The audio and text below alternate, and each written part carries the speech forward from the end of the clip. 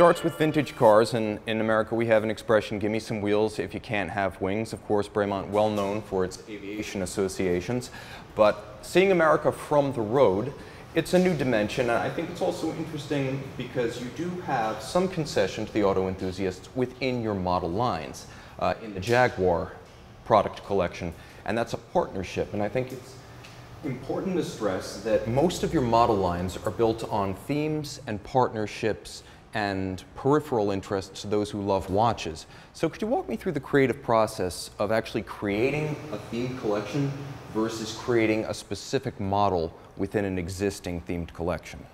Yeah, I mean, we have two or three, I suppose, key partnerships, which are, we're very fond of at Bremont. So the likes of Jaguar. So we've worked with them for 7 or 8 years now, and that's been a wonderful partnership, all designed around based around their design excellence at Coventry, which isn't that far away from where we're based.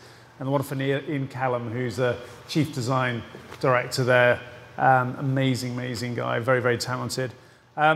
So that was a partnership which has longevity, but also a relationship where they're very easy to work with, they're very nice to work with, and they're very keen on what we're doing. We're very focused together as brands on British engineering and building stuff in the UK, so that's how that started.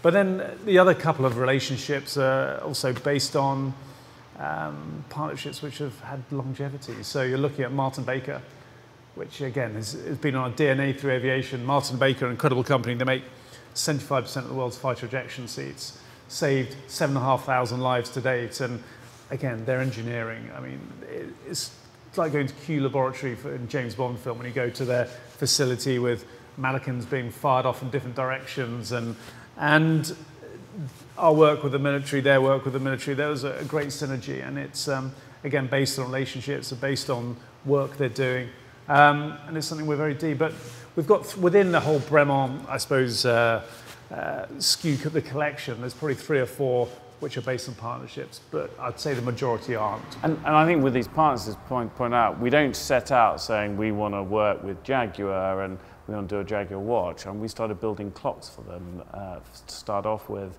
All the Queen's Jaguar cars, all the Bremont clocks built in the back. So we probably were doing that with them for about 5 years before that point.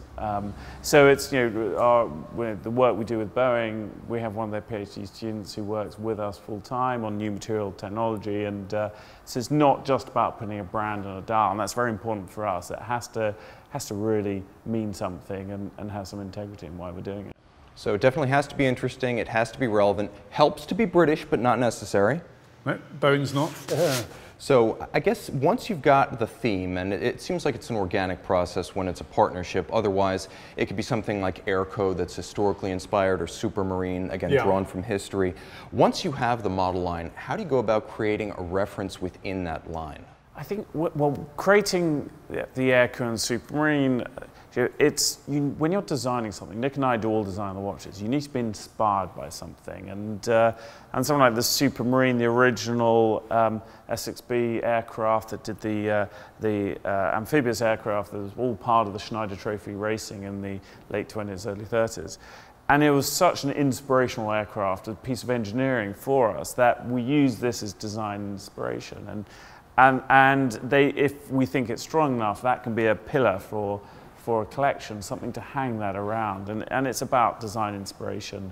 Airco, our new 40mm collection, that was going back to really the early pilots' watches.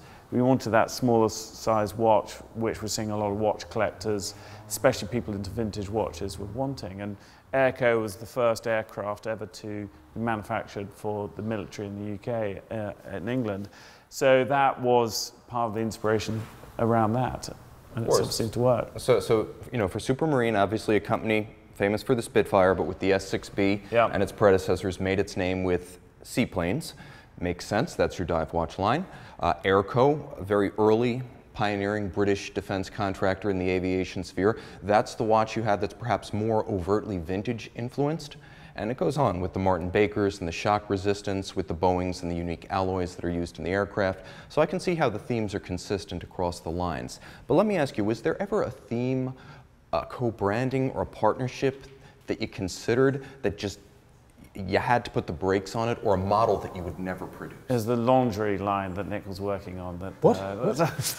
No, I think from us, there's a very fun, when we set up to build a British watch, it's very much based around the engineering. That's what really excites Giles and I. It's about producing a beautifully engineered watch. It wasn't about fashion.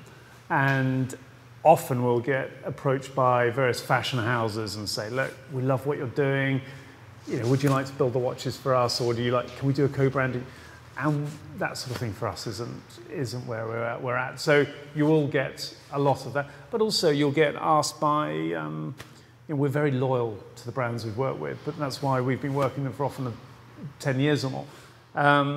So you might get approached by another like company, and we will graciously say no thanks. The seat is occupied. So exactly right.